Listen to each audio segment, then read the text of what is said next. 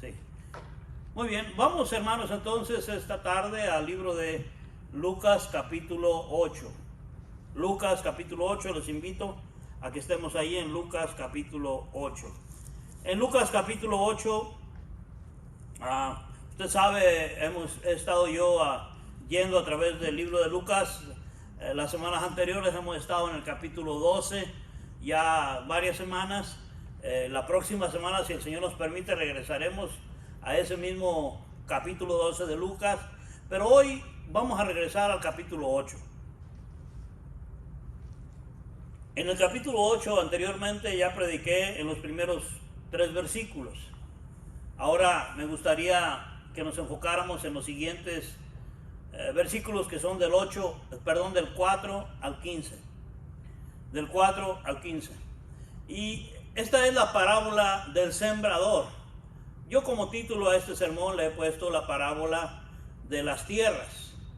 Y la razón es porque las tierras son, creo yo, el enfoque de esta parábola. Pero de cualquier manera es lo menos importante el título. Lo más importante es que aprendamos en este sermón, a través de este estudio de la palabra, como creyentes, lo que para nosotros, la importancia para nosotros de saber que necesitamos saber más bien dónde estamos nosotros con el Señor.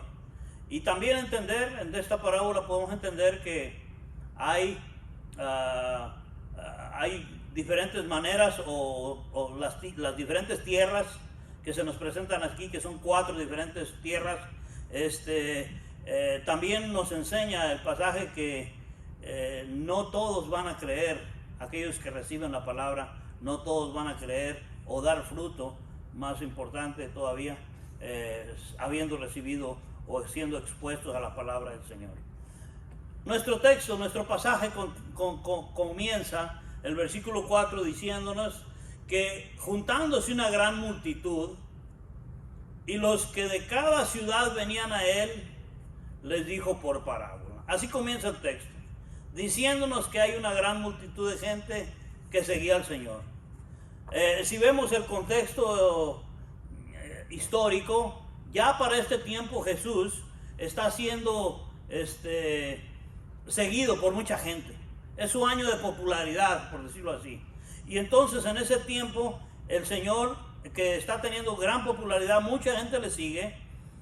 Él en esta ocasión utiliza esta reunión para enseñarles a aquellos que le seguían a través de una parábola. Y esto es muy interesante porque la imagen o la parábola que él usa es la imagen de un sembrador que sale a sembrar su semilla, y que era una imagen que todos aquellos que la escuchaban, esta historia, pues estaban familiarizados con ello, con esta práctica. Entonces, lo primero que podemos hacer es contemplar o considerar la parábola misma. Los versículos 5 al 8 dicen: el sembrador salió a sembrar su semilla, y mientras sembraba, una parte cayó junto al camino y fue hollada, y las aves del cielo la comieron.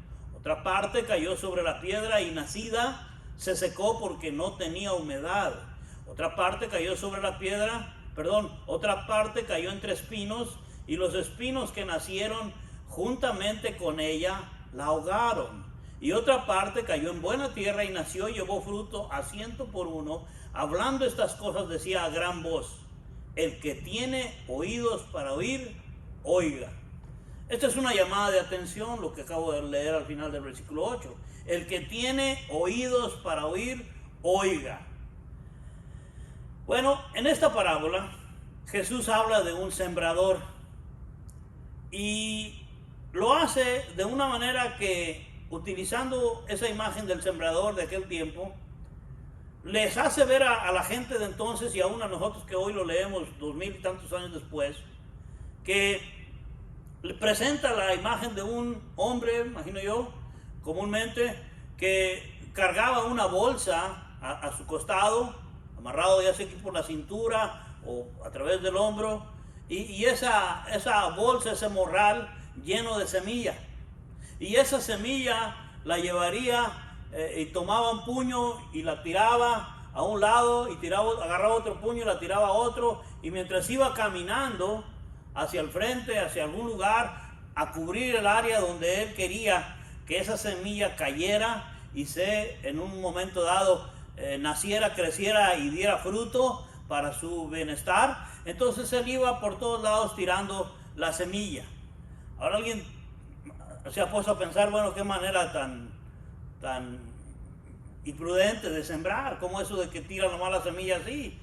Bueno, esa es una de las maneras que se sembraba en aquel tiempo.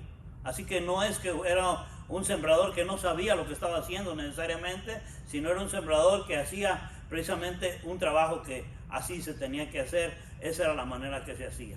Ahora bien, cuando hace esto, este sembrador que solamente tiraba la semilla a un lado y a otro, no se nos identifica en la parábola, no se nos dice en esta historia, y el sembrador era alguien, su nombre, o era de tal familia, o de tal otra situación. No se nos describe nada de él lo único que se nos dice es que era un sembrador que salió, dice el versículo 5, el sembrador salió a sembrar su semilla. Ahora ese sembrador que salió a sembrar su semilla, que no es identificado por nombre o algo así, sí nos hace ver, y después en la explicación el Señor nos lo dice, que representa de alguna manera a alguien que que reparte la palabra de Dios, que dispensa la palabra de Dios. En este caso, este hombre, este sembrador, representa a Jesús, representa a los discípulos, representa básicamente a todo predicador o maestro de la palabra de Dios, representa a todo aquel hombre, mujer, hijo o hija de Dios que da testimonio de quién es el Señor, de que el mensaje del Evangelio lo comparte con otros. Así que el sembrador puede ser usted, puede ser yo, puede ser cualquiera de nosotros los creyentes, y simplemente es una persona que siembra la semilla. El capítulo 8, el versículo 11 y 12 dice: esta es, el versículo 11, esta es pues la parábola. La semilla es la palabra de Dios, y los de junto al camino son los que oyen, y luego viene el diablo y quita de su corazón la palabra para que no crean y se salven. Entonces, ¿qué es lo que hace el sembrador? Simplemente siembra la semilla. Simplemente, en la manera que nos lo explica en esta parábola, tira la semilla. No se trata de que el sembrador vaya y prepare la tierra, rompa la tierra pues dura, la desborone, la fertilice, la moje. No hay ninguna preparación previa a esto. Su trabajo consiste en tomar la semilla y tirarla a aquel lugar donde debe caer.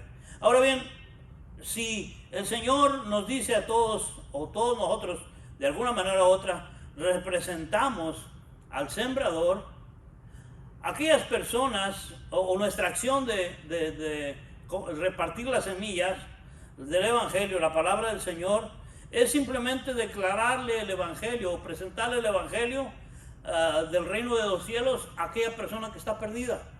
Eso es lo que hace el sembrador. Así que cuando una persona oye la palabra de Dios, la semilla ha sido sembrada. Esto es lo que nos dice, por ejemplo, Pablo en el libro de los Romanos, capítulo 10. El libro de Romanos, capítulo 10, versículo 1 o 14 al 17. Vea conmigo el libro de Romanos. Aquí lo tengo frente a mí, pero está en inglés, no tiene caso que lo lea en inglés. Pero lo podemos buscar y leer en el libro de los Romanos, por el capítulo 10. Veamos lo que dice, por favor. En Romanos, capítulo 10, dice así, versículo 14. ¿Cómo pues invocarán a aquel en el cual no han creído? ¿Y cómo creerán en aquel de quien no han oído? ¿Y cómo oirán sin haber quien les predique? ¿Y cómo predicarán si no fueran enviados? Como está escrito: cuán hermosos son los pies de los que anuncian la paz, de los que anuncian buenas nuevas. Versículo 16 dice: mas no todos obedecieron al Evangelio. Pues Isaías dice: Señor, ¿quién ha creído nuestro anuncio? Así que la fe es por el oír, y el oír por la palabra de Dios. Ahora bien, Pablo, en este caso en Romanos, nos hace ver que alguien debe de llevar la semilla, alguien debe esparcir o llevar el mensaje de la palabra del Señor. Y toma como referencia precisamente a Isaías, que menciona o a quien cita en este capítulo 10 de Romanos. Pero es interesante que en la parábola del sembrador, la que estamos estudiando en Lucas 8, no se nos dice nada acerca de, no solamente del nombre del sembrador, sino no se nos dice tampoco nada acerca de su experiencia como sembrador, de su destreza como sembrando la semilla, o no se nos dice nada de él, excepto que va a un campo a repartir precisamente esa semilla. Y básicamente, mis hermanos, cada uno de nosotros, un hijo o hija de Dios, nosotros cada uno somos sembradores del Evangelio, de esa semilla de la palabra de Dios. Y mientras vamos en este mundo que sería el campo, donde nosotros debemos ir repartiendo, dispensando, regando la palabra del Señor, el Evangelio, esto es nuestra responsabilidad.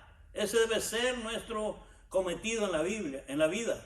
Así que a nosotros nos hace bien como creyentes, hermanos, recordar estas cosas. Recordar que tenemos una obra que hacer, un trabajo que hacer. Cuando una persona por alguna razón se ha desviado de los caminos de Dios, ha apagado su entusiasmo en seguir al Señor, una de las primeras cosas que debe pensar, ¿y cuál es el propósito de Dios para mi vida? Muchas veces llegamos en alguna forma u otra a entender, yo creo que si Dios me preserva la vida, es posible que tenga todavía o quiera que tenga algún propósito conmigo. Y lo dejamos hasta ahí, y no buscamos a veces cuál es ese propósito. Y yo le puedo decir a cualquier hermano, hermana, que está reencontrándose con el Señor, que definitivamente uno de los propósitos de reencontrarnos con el Señor, o de que el Señor renueve nuestro deseo de servirle, de amarle, es el de ser sembradores del Evangelio. Yo sé que es más popular, sobre todo en algunos años atrás, de los predicadores estarle diciendo a la gente que el sembrador es aquel que da dinero a la iglesia para que vea cómo crece y después le regrese a él o a ella en mayores cantidades.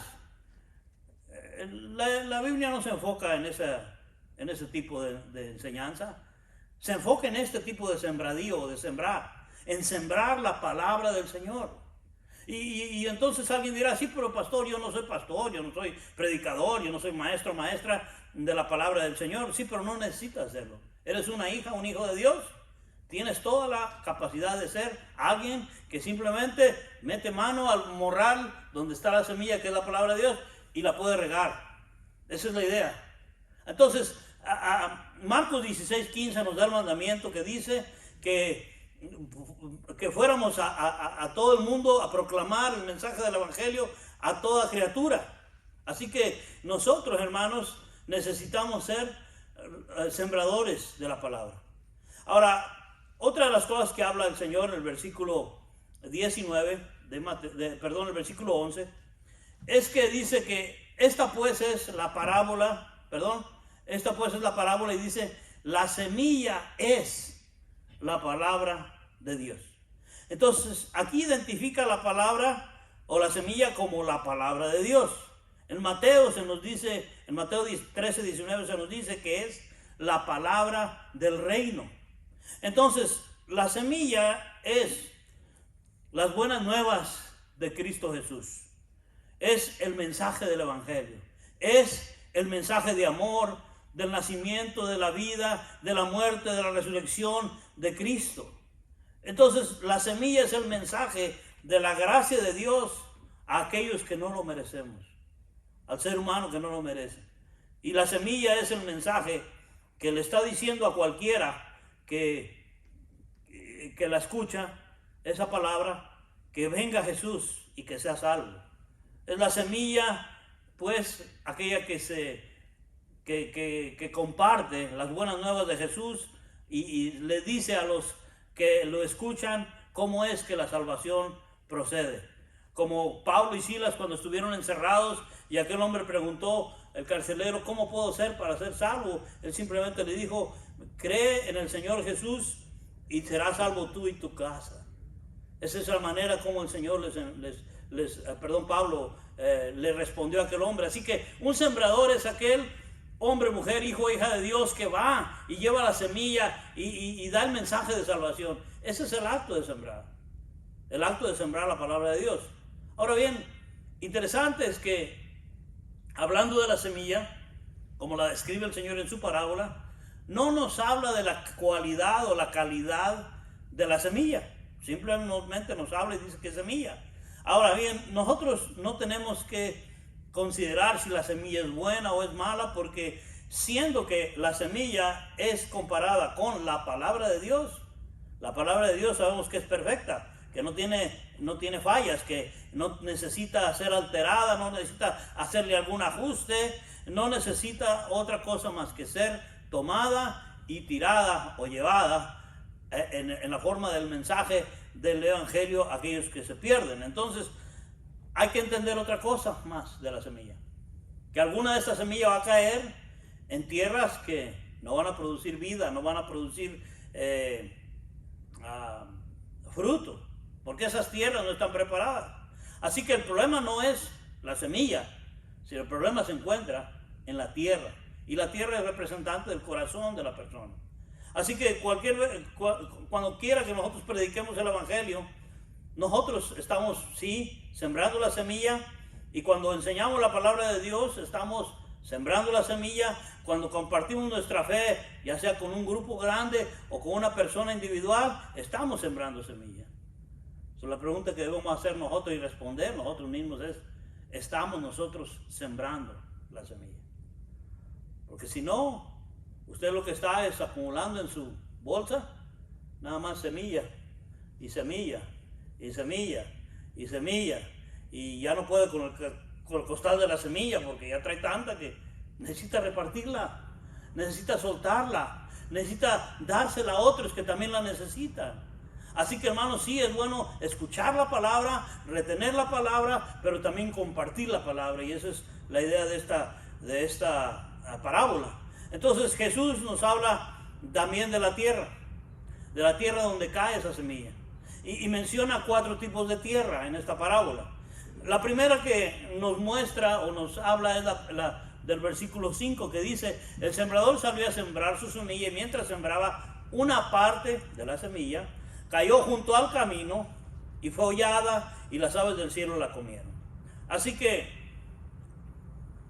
aquí nos habla de una semilla que cayó junto al camino y fue hollada o pisoteada. Ahora bien, aquí se refiere a esta semilla que cayó junto al camino. Precisamente en esos campos donde se cultivaba esta semilla, donde se estaba tirando este sembrador, a los lados había ciertas áreas donde por ahí caminaba la gente. En algunos casos eran caminos que ya se habían hecho desde siglos atrás, con caballos o otro tipo de animales, con quizás algún tipo de carretas, y sobre todo que la gente caminaba sobre esos caminos y va aplastando la tierra, va compactando la tierra de tal modo que ya esa tierra se pone dura y es como si fuera de cemento, como si fuera casi de concreto, se pone muy dura. De tal manera entonces que cuando el sembrador sale y tira la semilla, y la semilla cae sobre esa superficie dura, sobre el camino, entonces la semillita nomás cae, rebota y queda expuesta. ¿Expuesta a qué? A que vengan las aves del cielo, se la coman, que el viento venga y se la lleve, o que la gente que camina sobre ella la apachurre, la quiebre y queda inusable. Entonces, ese tipo de tierra es lo que está definiendo allí el Señor. Es un tipo de tierra que simplemente no ayuda a que la semilla reproduzca algo. Hay otro tipo de semilla, el versículo 6, que dice: otra parte cayó sobre la piedra. Ahora bien, sobre la piedra, ¿cómo es posible? Bueno, es posible porque no pensemos solamente en una piedra grande, en una roca grande, pero según dicen en Palestina, en aquellas áreas que la tierra es muy rocosa, hay mucha piedra. Entonces es muy común que cuando usted quiere hacer, por ejemplo, un hoyo para plantar un árbol o poner un poste, escarbar un poco hacia abajo en la tierra, que muy pronto en algunas áreas, muy pronto encuentre inmediatamente con piedra. Y entonces esa piedra es como una capa de piedra caliza, y luego encima se llena de tierra, la tierra que huele el viento, y esa tierra que va encima es una capa muy delgada. Entonces cuando la semilla cae en esa capa de tierra, es prácticamente como si cayera sobre la roca. El versículo 6 dice que otra parte cayó sobre la piedra y nacida, es decir, que nace esa semilla, se seca. ¿Por qué? Porque no había humedad. ¿Y por qué no hay humedad? Otra vez, porque aunque abajo hay rocas, hay piedras, encima hay tierra, cae la semilla, con la poca humedad que hay es suficiente para germinar, nace la plantita, pero una vez que nace y la semilla echa raíz, quiere ir hacia abajo y ya no puede, y luego que la piedra de abajo se calienta con el sol, simplemente seca la planta. Esa es la segunda clase de semilla, o la segunda clase de tierra que nos mencionan las parábolas. Ahora, la tercera es la del versículo 7, que dice que otra parte cayó entre espinos, y los espinos que nacieron juntamente con ella la ahogaron. Aquí la tierra no está completamente dura como la del camino, no está llena de piedras como la segunda que menciona el versículo 6, pero ahora está más mejor, no hay piedras, no está dura, está suave. Lo único que abajo está entremezclada con raíces, con hierbas, con espinos, y eso también es un problema. Entonces nosotros aquí, por ejemplo, en este valle del Antílope, sabemos bien lo que son esas hierbitas que se dan por todos lugares, esos tumbleweeds que conocemos nosotros, y cómo las queremos ver, ¿verdad? Pero lejos de aquí, porque cómo sueltan de esas espinitas que son tan molestas. Y ahora uno piensa, bueno, y las espinas, alguien me preguntó una vez, ¿para qué sirven las espinas? ¿Para qué crecer tantas espinas?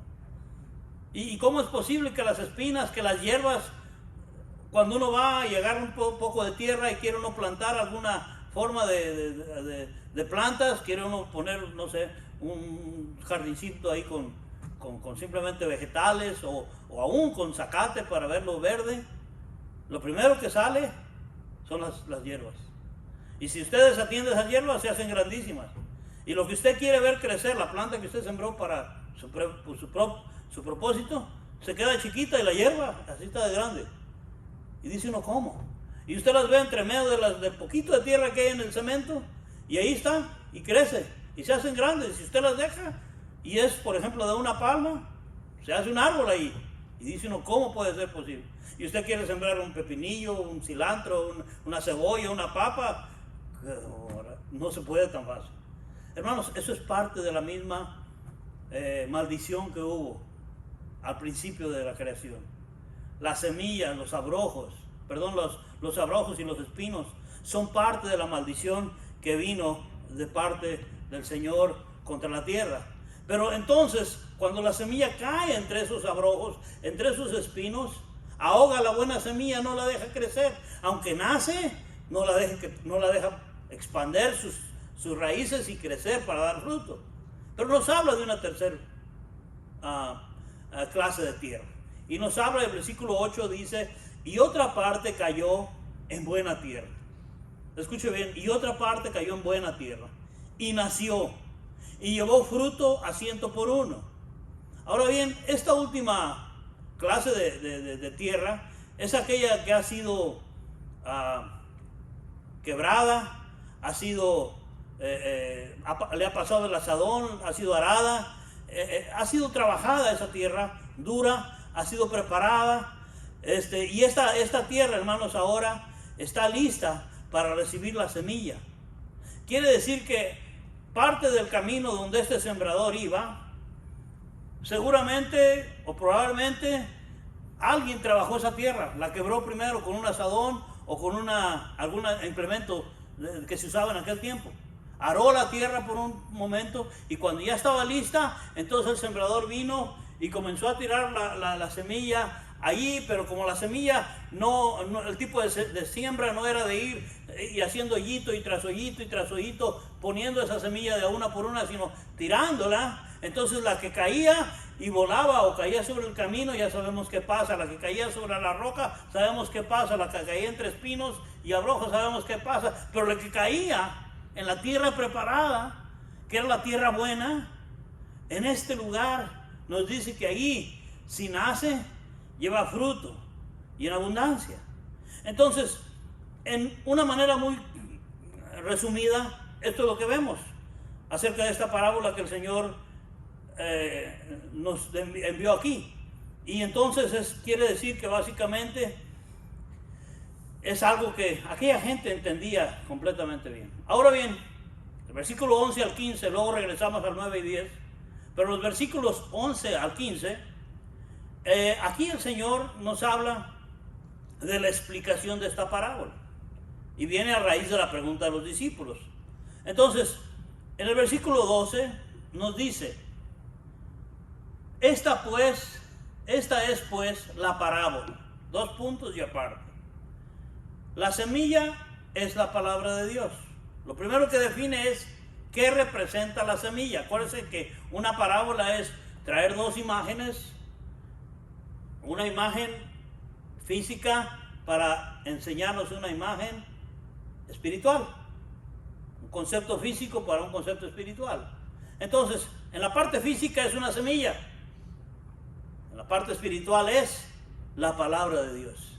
Entonces, si dice que en la parábola la semilla es la palabra de Dios, esta semilla cae sobre la tierra a lo largo del camino o al lado del camino, y aquí nos habla de una persona que ha escuchado el evangelio, pero que esa semilla que ha caído sobre él, el enemigo la ha robado de su corazón. Dice el versículo 12 de nuevo: y los de junto al camino son los que oyen, y luego viene el diablo y quita de su corazón la palabra. ¿Con qué fin? Para que no crean y se salven. Ahí está, hermanos, una de las respuestas por qué hay tanta gente en el mundo alrededor de uno que han escuchado el mensaje de la palabra, que el mensaje de la palabra ha llegado a sus vidas, y luego como que uno se queda atónito de no entender cómo es posible que no crea esa persona en el Señor, cómo es posible que no entregue su vida al Señor si ya ha escuchado tantas veces el mensaje del evangelio. Es porque sus corazones han sido duros, como la tierra del camino que ha sido machacada, apretada por tantos años de gente pasando por ella. Hay gente, hermanos, que sus corazones así están de duros, tan fríos, y por más que usted le dé la semilla, esa semilla nomás rebota, queda expuesta, y Satanás viene y dice: como tú no la quieres, como no la recibes, me la llevo para otro lado, porque el día que entre a tu corazón, penetre a ti, vas a creer, y eso es lo que yo no quiero. Dice el versículo 12 otra vez que viene el diablo, quita de su corazón la palabra para que no crean y se salven. Por esa razón que hay tanta gente que, oyendo el evangelio, la palabra de Dios, que la semilla cayendo sobre sus corazones, no creen y por eso no se salvan. Entonces, ¿qué pasa con esta persona? ¿Será que lo que pasa con esta persona es que no ha recibido la palabra? No, ese no es el problema. El problema es que su corazón está tan duro que la semilla del evangelio no ha penetrado en ese corazón. Entonces, lo que pasa, ¿qué podemos cuestionar? Es que la semilla no trabajó. Es que fue el problema de quien se la presentó. La palabra, esa semilla o esa palabra de Dios, lo que pasa que es el problema del predicador, que no sabe cómo hablar. Es el problema de que la persona que lo enseñó no sabe cómo decirlo. O es que no sabe cómo presentarlo. No. El problema, primero que nada, no es la semilla. La semilla es buena. La semilla es la palabra del Señor.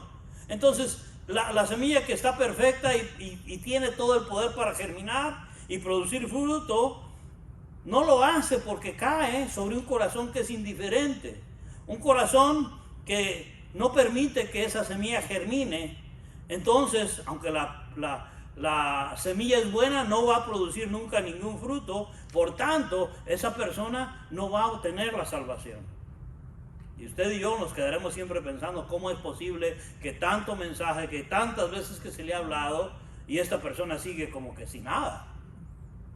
Bueno, hay otro tipo de semilla o de tierra donde cae la semilla, es aquella que cae sobre la roca. El versículo 13 dice: los de sobre la piedra son los que, habiendo oído, reciben la palabra con gozo, pero estos no tienen raíces. Creen por algún tiempo y en el tiempo de la prueba se apartan. Es muy fácil entender esto. Es muy fácil entender que cualquiera que sea la motivación de esta persona, es una persona que cuando oye el evangelio puede responder: oh sí, esto es lo que yo necesito. Aquellos que usted y yo les hablamos del Señor, que comúnmente es cuando uno los encuentra en situaciones difíciles, anímicamente, de situaciones personales o de otro tipo, donde hay ansiedad, donde hay temor, donde hay enfermedad, donde hay luto, y uno va y trata de consolarles y les habla uno de la palabra. Está uno sembrando la semilla en sus corazones y de repente dicen: sí, esto es lo que yo necesito. Entonces, como dice otra vez el versículo 13, que son personas que reciben la palabra con gozo. La reciben con gozo: sí, esto es lo que yo necesito. Pero ¿qué es lo que sucede? Que estos no tienen raíces. Es decir que, como la plantita que nace de repente y usted se alegra tanto porque dice: mira, allá había pura tierra y de repente tiré o cayó sobre ella una semilla, se penetró y ahora está saliendo una plantita. Qué bonito se ve cuando uno va viendo una plantita que va naciendo. Y es interesante, me parece muy interesante que hay veces uno no sabe qué clase de planta es la que está naciendo y uno tiene la esperanza que sea una buena plantita, que después de sus florecitas y se ve muy bonita, aunque la mayoría de las veces lo que se da uno cuenta es que es una gran hierbita que le hace una hierbota y que es una hierba bien fea, que usted no la quiere ahí y la arranca porque dice: me engañó. Bueno, en el caso de un corazón que es como la tierra donde está llena de rocas y no echa raíces, la palabra de Dios nace, interesante, la recibe con gozo, pero al echar raíces no puede echar raíces, porque hay rocas, hay piedras, que aunque crece por un tiempo, dice el versículo 13 al final, en el tiempo de la prueba se apartan. Yo estoy seguro que a lo mejor usted conoce a alguien que le ha sucedido esto. Quizás a usted en algún momento de su vida como creyente le pudo haber sucedido esto. Pero cuando viene la prueba para el creyente, hermanos, es eso, una prueba. Y si no aprueba la prueba, entonces reprueba. Y si reprueba es porque no tiene salvación, aunque diga a los cuatro vientos en las maneras que usted quiera que usted es salvo, esa persona no puede ser salva porque no ha echado raíces, y como no ha echado raíces no puede dar fruto, y como no puede dar fruto, entonces a la hora de la prueba básicamente se aparta. Luego nos habla del versículo 14 de otro tipo de tierra donde la semilla cae, dice, entre espinos. Versículo 14, la que cayó entre espinos, estos son los que oyen, pero yéndose son ahogados por los afanes y la riqueza, los placeres de la vida, y no llevan fruto. Bueno, este es otro tipo de tierra, este es otro tipo de corazón, otro tipo de persona que cuando la semilla del evangelio, el mensaje del evangelio llega a sus corazones, llega a sus vidas, escuchan esa palabra. Quizás también como el anterior reaccionen con gozo o mediten sobre ello, sobre lo que oyen. Pero después de que oyen, hacen un acto de separarse, de apartarse, porque dice, pero yéndose. ¿Y qué significa yéndose? Significa que en lugar de estar en la comunidad de los creyentes, en la exposición de la palabra misma, se apartan y comienzan a ir al mundo, donde el mundo no les da la palabra de Dios, sino le da cualquier otra cosa menos la palabra de Dios. Y lo que primero la gente se empieza a retirar de las cosas de Dios, de los caminos del Señor, es porque vienen, por ejemplo, los afanes. ¿Qué son los afanes? Es que tengo que trabajar, es que tengo una situación acá en casa, es que tengo unos amigos que visitan, es que tengo una familia que hacer, es que tengo un viaje que hacer, es que tengo negocios que cuidar, es que tengo situaciones que hacer. Afanes. Como Marta y María, ¿se recuerdan ustedes aquellas hermanas? Que una estaba afanada con el quehacer de la casa, mientras que otra estaba escuchando a los pies de Jesús. Hay mucha gente afanada que está ocupada en los afanes de la vida, y ese es un peligro para esa persona. ¿Por qué? Porque ya habiendo escuchado la palabra, se van a sus afanes, son ahogados, dice, por los afanes y las riquezas. Otra de las cosas que ahoga esa semilla en el corazón de la persona, o la palabra de Dios en el corazón de la persona, es que se aparta a cumplir sus obligaciones o lo que le afana en la vida, que si son las riquezas, que también es muy común porque todo el mundo quiere tener más, algunos para ayudar a otros, algunos para tener más en sí mismo, algunos para cualquier otra razón que sea, pero persigue la riqueza, y entonces es otro afán más de la vida. Y si eso no fuera poco, ya una vez que cumple sus obligaciones, comienza a hacer riquezas o dinero, entonces, ¿en qué va a gastar su dinero? Pues hago esto, hago aquello me gusta, aquello me place.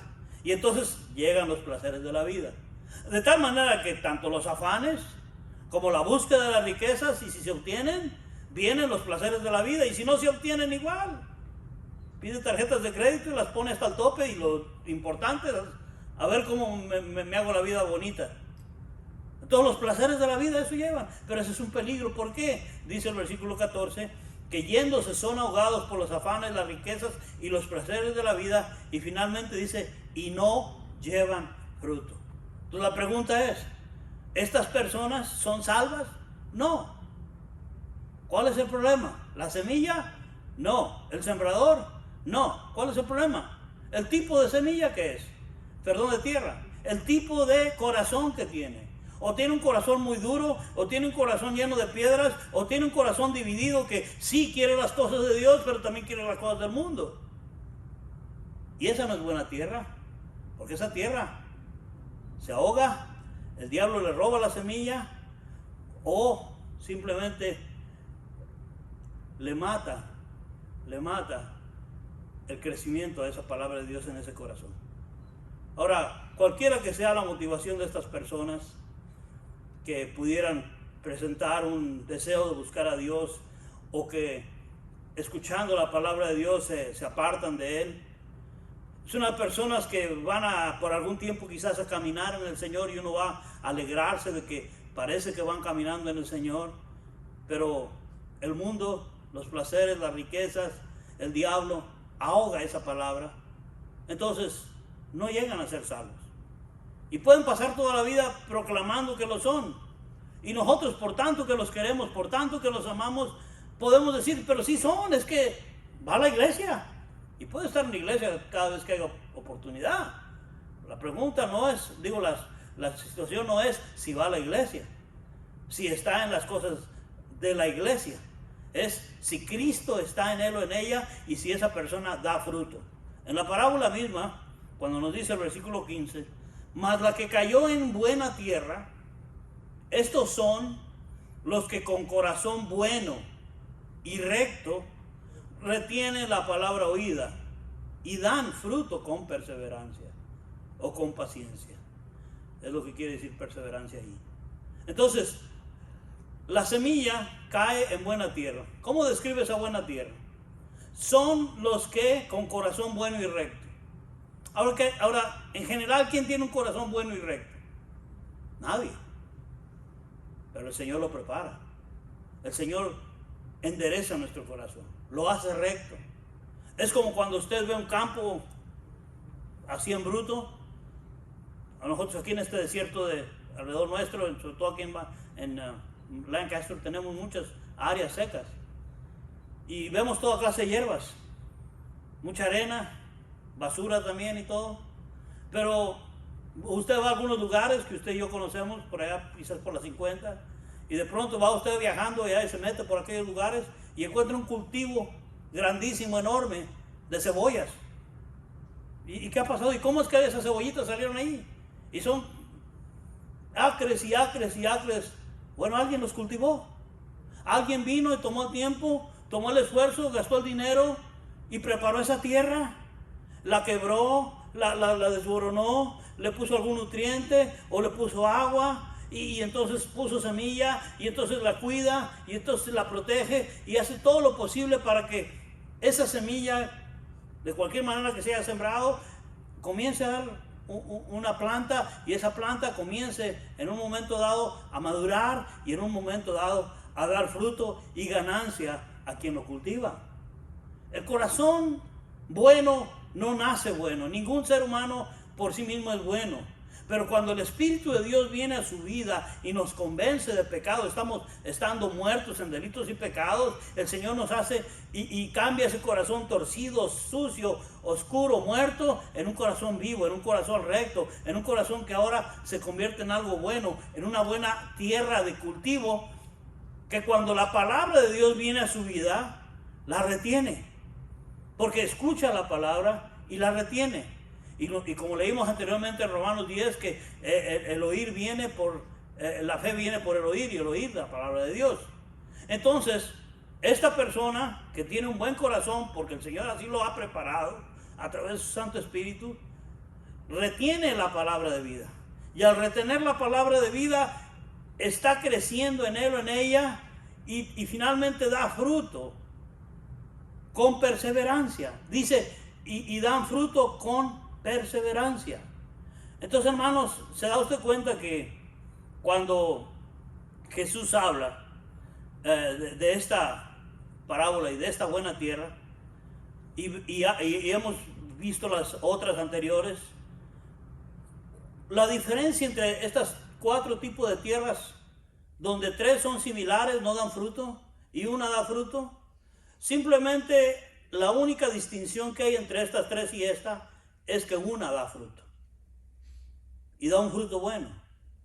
En Mateo nos dice que da al 30, al 60 y al 100%. Quiere decir que hay diferentes cantidades de fruto que da, pero da fruto. Entonces, en la tierra dura o el corazón duro, la palabra nunca penetra y es llevada por las aves o por el mismo diablo. En las otras también tierras o corazones, la palabra sí penetra. En algunas penetra y desaparece, pero solamente la que cae en la buena tierra, ahí se queda y ahí se guarda, se retiene y luego da fruto con perseverancia. Entonces, hermano, hermana, ahí tenemos que nosotros pensar como hijos e hijas de Dios, si nosotros estamos dando fruto para la gloria del Señor, porque eso es testimonio, porque eso es prueba en nuestra vida personal de que sí somos hijos e hijas de Dios. Ahora, ¿cuál es el fruto que está hablando aquí, que da fruto? Bueno, si vamos al libro de Gálatas, el capítulo 5, 22, 23, nos dice que el fruto del Espíritu es amor, gozo, paz, paciencia, gentileza, bondad, fe. Todas estas cosas, templanza, contra las cuales dice que no hay ley. Entonces, el fruto que Jesús, a través del Espíritu Santo, produce en la vida del creyente, eso es prueba de su salvación. Es prueba de que uno es salvo. Así que el fruto es esencial en determinar si una planta está viva, el fruto y sana.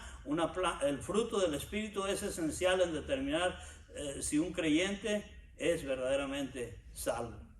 Entonces, ya sabemos que Lucas 6:44 nos dice que cada fruto es conocido cada árbol es conocido por su fruto.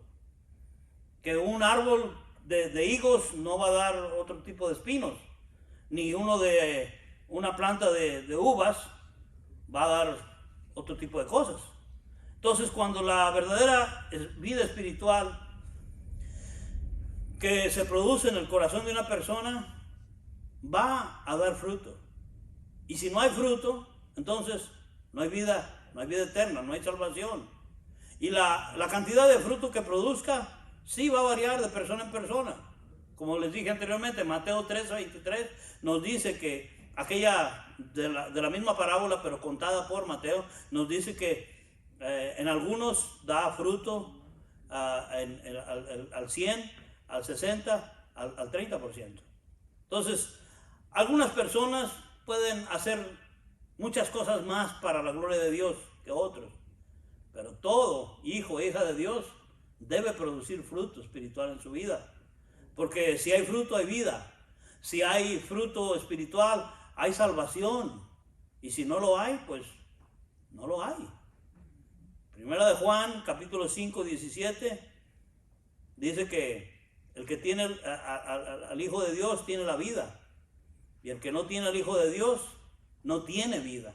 Primera de Juan 5:12. Ahora, hay un problema que está metido entre estas dos cosas. Ya vimos la parábola, ya vimos la explicación de la parábola, pero entre en medio hay dos versículos que son bueno que lo entendamos mejor. Versículos 9 y 10 dice: y sus discípulos le preguntaron, luego que contó la parábola antes de la explicación, y sus discípulos le preguntaron diciendo: ¿qué significa esta parábola? Y él les dijo: a vosotros os es dado conocer los misterios del reino de Dios, pero a los otros por parábolas. Aquí está la explicación: para que viendo no vean y oyendo no entiendan. A mí me parece misterioso eso, que vale la pena entenderlo mejor, porque es interesante que el Señor dice: a ustedes, creyentes, a los discípulos les dice: les es dado conocer los misterios del reino de Dios, pero a los otros por parábolas. Quiere decir que a los otros no les es dado el entender, sino que se les habla con parábolas para que no entiendan. Y lo dice de esta manera: para que viendo no vean. Alguien que ve no ve, como que parece una contradicción, ¿no? Pero es que para que viendo físicamente no vean espiritualmente. Y es la razón por la cual las parábolas del Señor tenían ese uso en su vocabulario, en su manera de enseñar. Él enseñaba la parábola del sembrador, habla de un sembrador y cómo tira la semilla, cómo cae en este tipo de tierra, en este tipo de tierra, en otro tipo de tierra, y cómo hace la comparación, y ahí se queda. El que no cree, el que rechaza la palabra, se queda con una historia. Oh, mira, eso es lo que dijo. Una historita ahí de niños. No sé para qué dice esas cosas. Los discípulos, que también no eran tan brillantes, pero ellos sí y entendían esa parte claramente, igual que toda la gente, toda la multitud, querían saber qué significaba más profundamente esa palabra. En lo espiritual, ¿qué significa, Señor, prácticamente? Por eso la pregunta que hacen ellos, sus discípulos le preguntaron diciendo: ¿qué significa esta palabra? ¿Cuál es el significado de esta historia, de esta imagen tan sencilla de explicar y de entender? Pero que hay algo escondido atrás de eso. Entonces, el Señor les dice, el versículo 10, a ustedes les es dado conocer los misterios del reino. O sea que el Señor le dice, las parábolas son para que los misterios del reino sean revelados solamente a aquellos que creen, pero no a los que no creen. Así que para que viendo no vean, para que viendo no entiendan. Y después procede a explicar la parábola a ellos. No a toda la multitud, pero a ellos. Entonces, en términos simples, el Señor le dice: yo quiero que aquellos que creen en mí entiendan lo que yo digo. Y aquellos que no creen en mí, aunque escuchen lo que esté diciendo, no entiendan lo que quiere decir lo que yo digo. Aquí es una de estas cosas que uno puede decir: estos son dichos duros del Señor, son palabras duras del Señor. Que alguien pudiera decir, en este tiempo que estamos tan psicologizados, tanta psicología que hay, cualquiera se arrimaría al Señor: Señor, tú no puedes hablar de esa manera. Tú tienes que ser sensible a aquellos que en este momento no creen, pero si tú quieres que crean, necesitas hablar y no hablar tan negativamente, usar lo positivo, y ahí comienza toda esta maquinaria a desarrollarse. El Señor Jesús no necesitaba esto. Usted y yo no necesitamos, el pecador no necesita que le cuenten las maneras suaves y bonitas que quiera oír. Lo que el pecador necesita oír es la verdad. Y la verdad es que necesita conocer cuál es su condición de pecador delante de un Dios santo. El Señor Jesús hablaba directamente. Y había gente entre esta multitud que tenemos que recordar que no creía en Él, que buscaba incluso hacerlo tropezar y tenía la intención de matarlo incluso. El libro de Mateo capítulo 12, es más, Mateo 13, vamos a ver por un segundo, vaya conmigo a Mateo 13. En Mateo 12 y 13 tenemos varios, pero Mateo 13:10, vea lo que dice aquí, el propósito de las parábolas.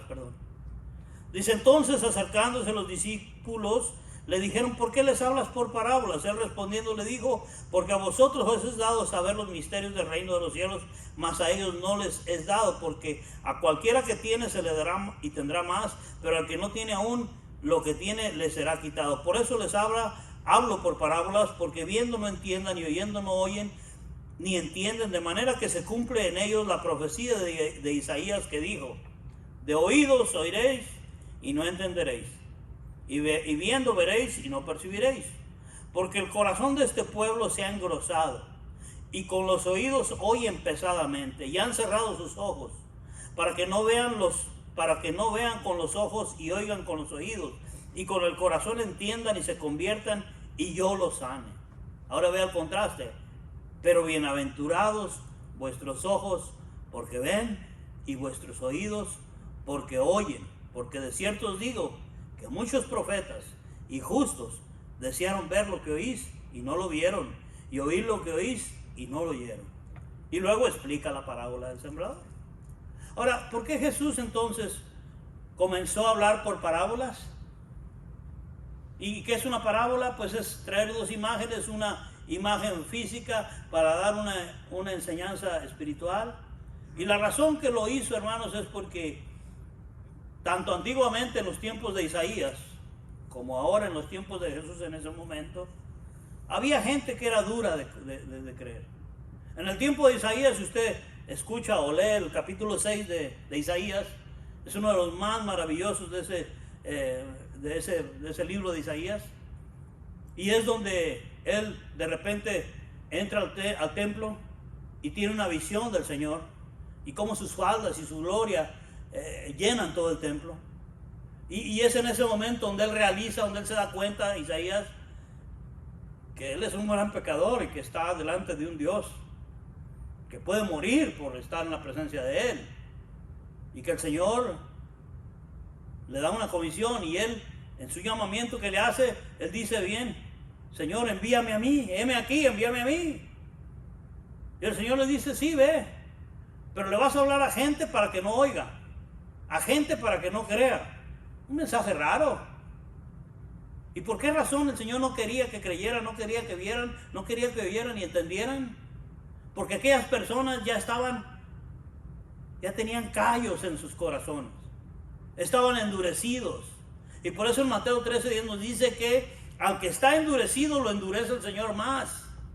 Al que ya está creyendo y se le ha dado mucho, se le da más en lo espiritual, en la bienaventuranza. Hermanos, por eso, siempre, déjeme decirle, no importa quién sea la persona, aunque usted le quiera más de lo que se quiere a sí mismo, una persona que rechaza el Evangelio, que se resiste al Evangelio, que se resiste a servir al Señor, esa persona está perdiendo todos los beneficios que el Señor tiene para darle espiritualmente. Y esa es la bendición de perseverar en el Señor, de estar en el Señor. Que si usted tiene ya la bendición de Dios, el Señor le va a dar más. Que si el Señor, si es la persona aquella que ha rechazado al Señor y que se resiste del Señor, y que aunque más se le dice, más se le ruega, más se le pide, se resiste a recibir del Señor, esa persona cada vez se va a endurecer más y más y más y más, y esa persona no va a dar fruto, y el fruto es necesario. Ahora, lo que el capítulo 12 de Mateo, o Mateo 12, nos dice que en aquel tiempo Jesús, el versículo 1 dice 12:1, en aquel tiempo iba Jesús por los sembrados en un día de reposo, y sus discípulos tuvieron hambre y comenzaron a arrancar espigas y a comer. Vea el versículo 2.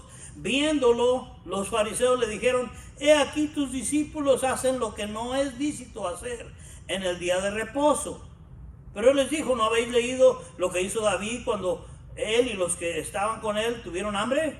Como entró en la casa de Dios y comió los panes de la proposición, que no les era lícito comer ni a él ni a los que con él estaban, sino solamente a los sacerdotes.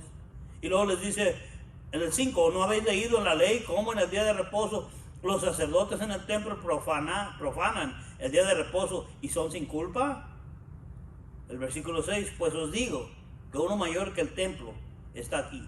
Y si supieses qué significa misericordia quiero y no sacrificio, y no condenarías a los inocentes. Una confrontación. Aquí encuentra el Señor confrontación con estos líderes, que inmediatamente ven que los discípulos hacen un acto que ellos lo tenían prohibido, que la ley lo prohibía en cierta manera, pero no usaban de misericordia, siendo que aquellos discípulos tenían hambre y había algo que comer, y por eso tomaron de esas espigas para hacer algún tipo de comida y comer. Por misericordia no lo hacían. Para ellos, antes que misericordia, era más importante lo que la ley decía. Y era ley no necesariamente solo la de Dios, sino mayormente la de ellos, la de su preferencia, la que ellos querían hacer. Entonces ahí está la confrontación. Es la primera confrontación que encuentra el Señor Jesús con estos discípulos, con esta gente, y es alrededor de lo que es el día sábado o el día de descanso.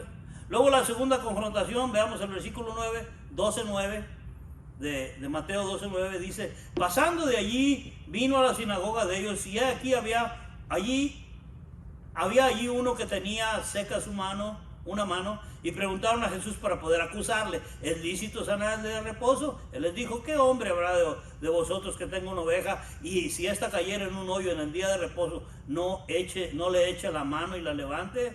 Pues cuánto más vale un hombre que una oveja. Por consiguiente es lícito hacer el bien en los días de reposo. Y le dijo aquel hombre: extiende tu mano. Y él extendió, y le fue restaurada sana como la otra. Y salidos los fariseos, tuvieron consejo contra Jesús para destruirle. Esa es la segunda confrontación que vemos allí en Mateo 12. Después vemos otra confrontación, y esa confrontación que ya vimos, la acabamos de leer, versículo 13, ya querían matarlo. La tercera confrontación que ocurre en el capítulo 12 está en el versículo 22.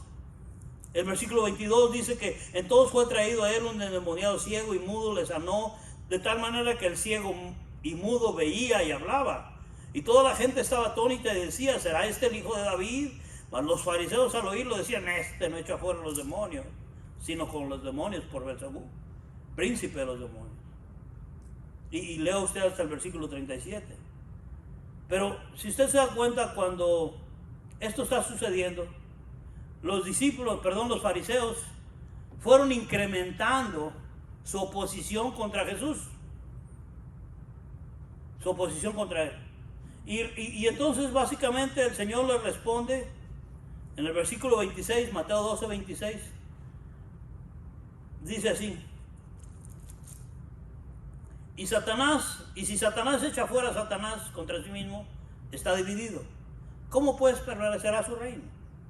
Entonces les dice que básicamente esta gente lo está acusando de algo que no es posible, que no es sensato. Y más aún, el Señor los confronta y les hace ver, les hace una advertencia, que Él estaba operando en el Espíritu de Dios, lo cual era clara evidencia que que él representaba el reino de los cielos, que él es el reino de los cielos, y les dijo a aquellos que ellos estaban en peligro de cometer un grave pecado, que era la blasfemia contra el Espíritu Santo. El capítulo 12:31 dice, en 12:31 dice, por tanto os digo, todo pecado y blasfemia os será perdonado a los hombres, mas la blasfemia contra el Espíritu no le será perdonada. A cualquiera que dijere alguna palabra contra el Hijo del Hombre, le será perdonado, pero al que hable contra el Espíritu Santo no le será perdonado ni en este siglo, ni en el venidero. Y el 33, o haced del árbol bueno y su fruto bueno, o haced del árbol malo y su fruto malo, porque por el fruto se conoce el árbol. Y luego les dice las palabras más duras que jamás le dijo a alguien el Señor en su ministerio: generación de víboras, ¿cómo podéis hablar lo bueno siendo malos? Porque de la abundancia del corazón habla la boca. Ahora, ¿se da cuenta, hermanos, por qué razón el Señor en un momento dado en su ministerio, cuando la multitud le seguía, Él comienza a hablar en parábolas, que la parábola, la historia, la entendía todo el mundo, pero el significado de ella solamente aquellos que creían en Él? Los que estaban opuestos a Él, en su corazón los cerraban, estaban duros, como la tierra dura, pedregosa, espinosa, no penetraba la semilla y daba fruto. Así que el Señor comenzó a hacer una distinción entre los que creen y los que no creen. ¿No nos parece como que es un Dios justo eso? Debería darles a todos por igual. Pero no se trata de que Dios sea justo o no, porque lo es. Se trata de los corazones de las gentes, si son receptivos a Dios o no. Por eso en esta explicación o en esta parábola de 4 tierras diferentes, hay solo una de 4 que son buenas tierras. Una sola buena, las demás son malas tierras. Así que no se trata que el sembrador sea malo para sembrar, simplemente dispersa la palabra. No se trata de que la semilla sea buena o sea mala. La semilla es la palabra de Dios, por tanto siempre es buena. Tiene todo el poder para germinar en el corazón que la recibe. Pero la tierra o el corazón que la recibe debe estar preparado.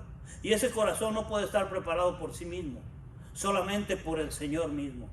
Por Jesús, que a través de su Santo Espíritu trabaja en el corazón de la persona, convenciéndolo de su naturaleza pecaminosa, convenciéndolo que necesita arrepentirse, que necesita pedir perdón a Dios, y entonces acudir a Él sin ninguna otra pretensión más que quebrado, como la tierra cuando le pasa el disco o el asadón o el arado y la quiebra y la disuelve y la desmorona. Solamente contritos y humillados es como el Señor al venir a Él, porque Él nos ha preparado y nos llama y nos dice: venid a mí, todos los que estéis cargados y cansados, y yo os haré descansar. Entonces sí respondemos al mensaje del Evangelio. Entonces, mis hermanos, no es trabajo nuestro ir y preparar tierras, ir y andar quebrando corazones duros. Y usted puede cargar el mazo más grande que usted quiera, o la Biblia más pesada que usted quiere darles a la cabeza a la gente, y decirle las palabras más difíciles o duras que la palabra diga. Es inútil. Es solamente el Espíritu de Dios que trabaja en los corazones y los prepara para que reciban la semilla buena de la palabra de Dios. Ahora, si usted ha recibido esa semilla buena, asegúrese de estar dando fruto. Y si está dando fruto, una de las cosas que debe estar dando en consecuencia a dar fruto, por ser creyente, por ser hijo o hija de Dios, por ser salvo, es ir y haciendo la obra de llevar el Evangelio a otros, donde quiera que nos encontremos, donde quiera que estemos. Así que, hermanos, tenemos mucho que hacer en cuanto a eso. En cuanto a la parábola, aquel que no ha creído, no se preocupe tanto si ha cometido la blasfemia con el Espíritu Santo, contra el Espíritu Santo, o ese pecado imperdonable. lo que debe preocuparse es que encuentre a ese Dios, de pedirle a ese Dios perdón y que venga a su vida para que rompa su corazón duro y que se exponga a la palabra de Dios con un corazón dispuesto para que el Señor venga a él. Porque no quiere encontrarse en ese grupo que le dijo el Señor a Isaías que fuera y les hablara a aquellos para que no oigan. O Jesús les dijo a sus discípulos, yo hablo a otros para que no oigan. Queremos estar en el grupo que el Señor les dijo. Qué bendición la de ustedes. Que muchos profetas en el pasado no tuvieron. Que ustedes oyendo entienden. Y que viendo ven claramente lo espiritual. Cosa que muchos en el pasado no lo hicieron. Ustedes tienen esa bendición. Hermano, hermana, si usted está en Cristo, si usted está seguro de su salvación y hay evidencia de fruto en su vida, no perfección, pero fruto en su vida, esté dispuesto a ser un sembrador de la semilla de Dios, dando testimonio a otros, hablando del Señor a otros. Usted no se preocupe de preparar esa tierra o ese corazón. Usted simplemente tira la semilla, entendiendo que a veces esa semilla cae en un tipo de tierra, en otro tipo de tierra, en otro tipo de tierra, y solamente una porción pequeña va a caer en una buena tierra y usted va a ver su fruto. Esa es la historia de las verdaderas iglesias del Señor. Que usted va a ver que muchos pueden estar, pero solamente una porción está verdaderamente en el Señor. Y eso es siempre la historia, eso siempre será la verdad. Así que necesitamos, hermanos, seguir haciendo esto, y aquellos que rechazan al Señor,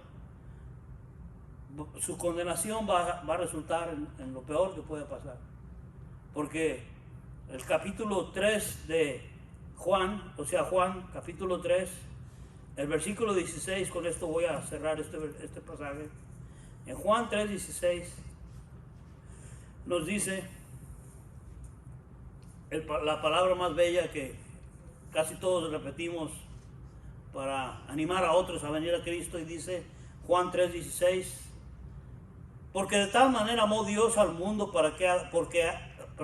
porque de tal manera amó Dios al mundo, que ha dado a su Hijo unigénito, para que todo aquel que en él cree no se pierda, mas tenga vida eterna. Ahora ve el 17, porque no envió Dios a su Hijo al mundo para condenar al mundo, sino para que el mundo sea salvo por él. Ahora ve el 18, el que en él cree no es condenado, pero el que no cree ya ha sido condenado, porque no ha creído en el nombre del unigénito Hijo de Dios. Y esta es la condenación, aquí lo explica el versículo 19, que la luz vino al mundo, y los hombres amaron más las tinieblas que la luz, porque sus obras eran malas. Porque todo aquel que hace lo malo aborrece la luz y no viene a la luz, para que sus obras no sean reprendidas. Mas el que practica la verdad viene a la luz, para que sea manifiesto que sus obras son hechas en Dios. ¿Está claro la diferencia? Estamos en Cristo, estamos seguros. Estamos en Cristo, estamos ya condenados. ¿En qué grupo está usted? Amigo, amiga que me escucha, yo le animo, si está usted viendo este video, que usted medite en su corazón el mensaje de la palabra que ha venido a su vida hoy y en ocasiones anteriores. Yo ruego que el Espíritu de Dios hable a su corazón y le convenza de su pecado, porque es lo que necesitamos cada uno de nosotros, arrepentirnos. Y aquellos que ya son creyentes, que busquemos el regresar o el convertirlos en sembradores de la palabra del Señor, entendiendo que nosotros no quebramos, no preparamos la tierra o el corazón de la gente, simplemente lanzamos la semilla a aquel corazón, y la obra es de Dios. Por eso somos salvos, no por obras, sino por la gracia de Dios solamente. Padre bendito, gracias te doy esta tarde por la oportunidad que me das de compartir con mis hermanos, con la familia tuya, Señor, esta palabra, esta parábola de las tierras, esta parábola del sembrador. Señor, estas enseñanzas que Yo pido, Señor, que en mi corazón y en el corazón de aquellos que las escuchan o las estudian, que Señor haga la obra para la cual tú enviaste tu palabra. A ti sea honor, gloria y alabanza. En el nombre de Cristo Jesús, Señor nuestro, oramos. Amén, amén y amén. Alabado el Señor. Estamos despedidos, mis hermanos. Que la